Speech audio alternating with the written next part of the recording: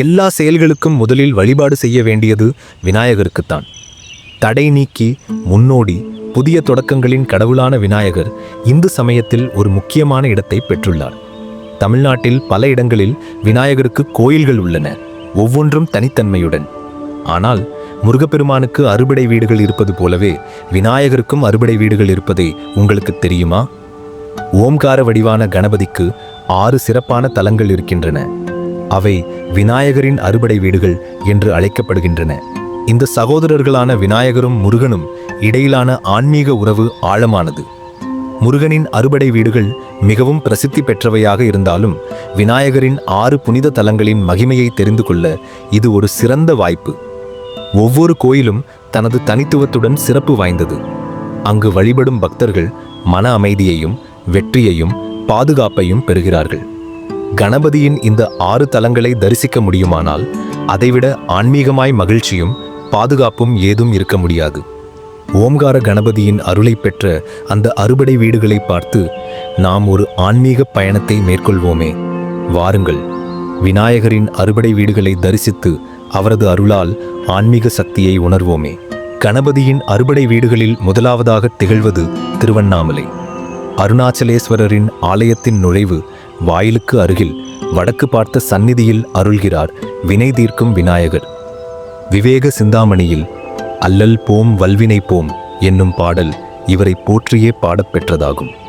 திருவண்ணாமலை ஆலயத்தில் ராஜகோபுர விநாயகர், சிவகங்கை தீர்த்த விநாயகர், வன்னிமர விநாயகர், ஆனைத்திரை கொண்ட விநாயகர், ஆலமர விநாயகர், விஜய விநாயகர் என பல விநாயகர் சந்நிதிகள் இருந்தாலும் இந்த வினை தீர்க்கும் விநாயகர் தொன்மை சிறப்பு வாய்ந்தவராக போற்றப்படுகிறார். நாம் செய்த தீவினைகள் யாவையும் அழித்து நல்வினைகளுக்கேற்ப முன்னேற்றத்தை அருள்பவர் இந்த கணபதி. பிள்ளையாரின் அறுபடை வீடுகளில் இரண்டாவதாக இருப்பவர் விருத்தாசலம் கோயில் நுழைவு வாயில் அருகே உள்ள ஆழத்து பிள்ளையார். விருத்தாசலத்தில் புகழ்பெற்ற பழமலை நாதர் திருக்கோயிலில் இவர் அமர்ந்து ஆட்சி புரிகிறார். முதல் வெளிப்பிராகாரத்தில் சுமார் 18 அடி ஆழத்தில் அமர்ந்து இருப்பவரே ஆழத்து பிள்ளையார். படிகளில் இறங்கி இவரை வழிபடலாம். கல்வியும் செல்வமும் அளிக்கும் இந்த விநாயகர் 1000 ஆண்டு பழமை கொண்டவர். சிவன் ஆலயத்தில் இருந்தாலும் இவருக்கு தனி கொடிமரமும் தனியான விழாவும் நடத்தப்படுகிறது. எண்ணிய யாவையும் அருளும் இந்த ஆழத்து பிள்ளையார் 2வது படைவீட்டு நாயகராக அருள் புரிகிறார். விநாயகரின் படைவீடுகளில் 3ஆவதாக இருப்பது திருக்கடவூர் கள்ளவாரண பிள்ளையார். திருக்கடவூர் அமிர்தகடேஸ்வரர் ஆலயத்தில் சிவன் சந்நிதியின் நந்திக்கு வலதுபுறம் இந்த பிள்ளையார் சந்நிதி அமைந்துள்ளது. இது பிற்கால சோழர்களால் கட்டப்பட்ட சந்நிதி. அபிராமியை தொழுது அருள் பெற்ற அபிராமி பட்டர் இந்த விநாயகரை வணங்கி பாடிய திருக்கடவூர் கள்ள விநாயகர். பதிகம் இவரது சிறப்பினை கூறும். கள்ளவாரண பிள்ளையார் தனது துதிக்கையில் அமிர்த கலசம் ஏந்தியபடி காட்சி அளிக்கிறார்.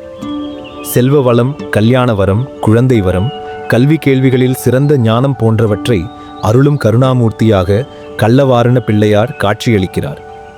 கஜானமூர்த்தியின் படை வீடுகளில் 4ஆவதாக இருப்பது மதுரை மீனாட்சி அம்மன் ஆலயத்தின் நுழைவு மண்டபத்தில் வீற்றிருக்கும் சித்தி விநாயகர் சந்நிதி.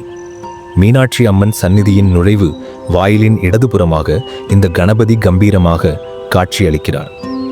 மாணிக்கவாசக பெருமான் பாண்டிய மன்னன் விருப்பப்படி குதிரை வாங்கச் செல்கையில் இந்த சித்தி விநாயகரை வணங்கிவிட்டு சென்றதாக திருவிளையாடல் புராணம் கூறுகிறது. இதனால் இந்த விநாயகர் 1000 ஆண்டுகள் பழைமையானவர் என்று அறியலாம்.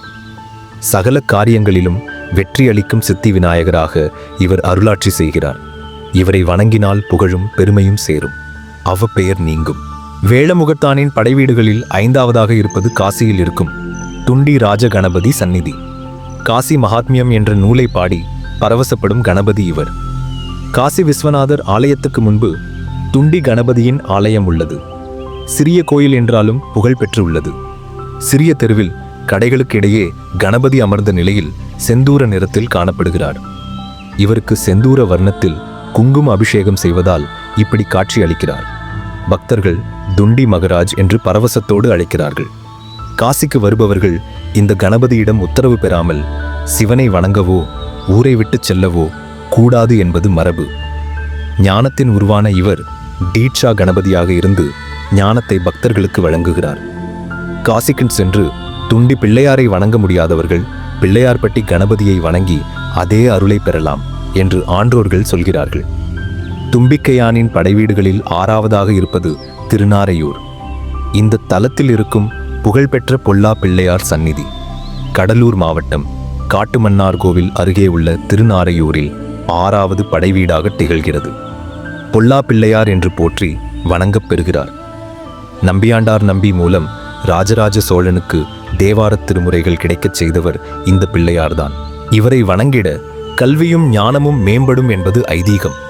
பக்தர்களுக்கு அடைக்கலமாகவும் அருளாகவும் விளங்கும் விநாயகரின் அறுபடை வீடுகளை பற்றி உங்களுக்கு தெரிகிறதா?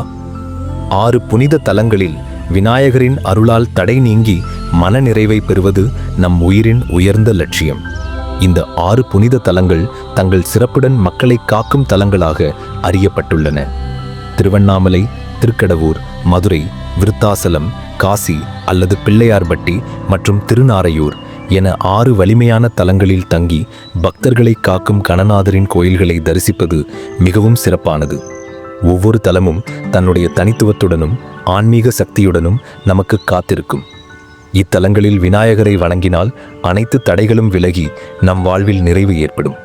வாருங்கள், 6 அறுபடை வீடுகளையும் தரிசித்து கணபதியின் அருளை பெற்று துன்பங்களை துறந்து ஆனந்தத்தை அடைவோம்.